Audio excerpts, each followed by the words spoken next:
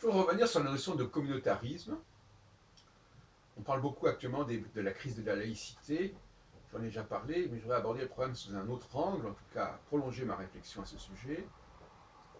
J'aime bien cette idée de centre communautaire, c'est-à-dire d'un espace relativement vaste.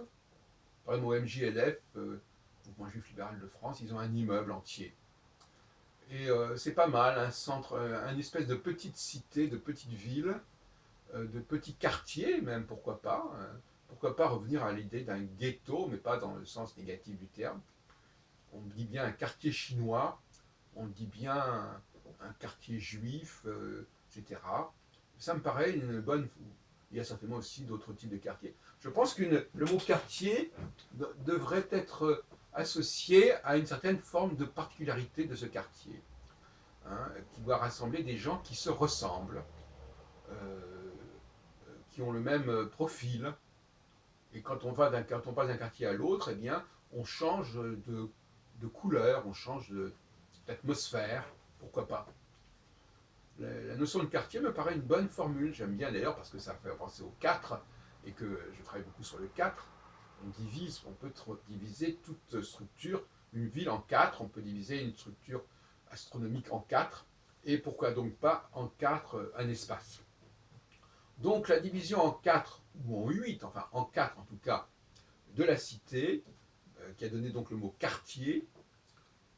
On retrouve le mot quartier, bien sûr, à propos de la Lune, quartier de Lune. Euh, il y a le magasin, il y avait le magasin à côté d'un magasin qui s'appelait les Trois Quartiers, comme si trois quartiers se retrouvaient. C'est un peu la notion d'arrondissement. Le mot arrondissement vient du mot rond, on ne sait pas pourquoi d'ailleurs, très bien. Donc il y a des quartiers. Et chaque quartier doit rassembler des gens qui ont un même profil.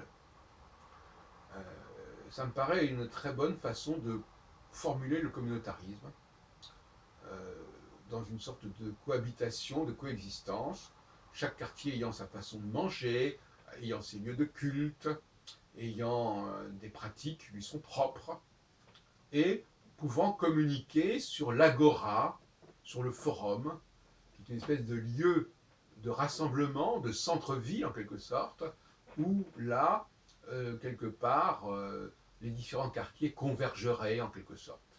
Voilà comment je vois la cité du XXIe siècle, dans un esprit communautaire et à la fois laïque. C'est-à-dire que ce qui se passe dans ce quartier, dans chacun de ces quartiers, alors le nombre de quartiers, peu importe, en l'occurrence je préfère le 4, mais ça peut être aussi d'autres façons de voir. Ce qui se passe dans ce quartier, il y a des normes, il y a des valeurs, il y a des coutumes, il y a des habitudes. Par exemple, je sais pas, au niveau du rythme de vie, au niveau des heures d'ouverture. Il peut y avoir des magasins qui sont ouverts dans un quartier à minuit, d'autres qui ne le sont pas, etc. Il y a des pratiques propres à chaque quartier. Il y a même, à mon avis, une forme de juridiction qui pourrait être propre à chaque quartier jusqu'à un certain point. Un rythme de vie qui serait propre à chaque quartier. Le fait, par exemple, que les femmes soient voilées ou pas d'un quartier à l'autre, pourquoi pas. Et je pense que ce serait extrêmement sain, pour ma part. Euh, le, c'est ce que j'ai dit dans une autre précédente vidéo, mais c'était moins clair.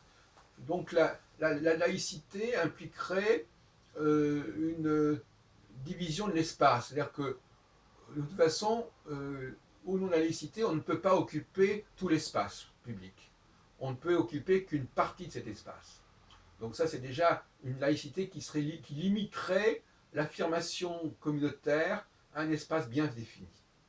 Ce qui évite de parler de gens qui se promènent dans un certain quartier avec des pratiques qui peuvent choquer, d'une façon ou d'une autre d'ailleurs, le quartier en question. Et il y a la question du temps aussi, c'est-à-dire que le temps où les membres d'un quartier fréquentent les membres d'un autre quartier serait également limité à certains moments, à certains jours par exemple, des choses comme ça.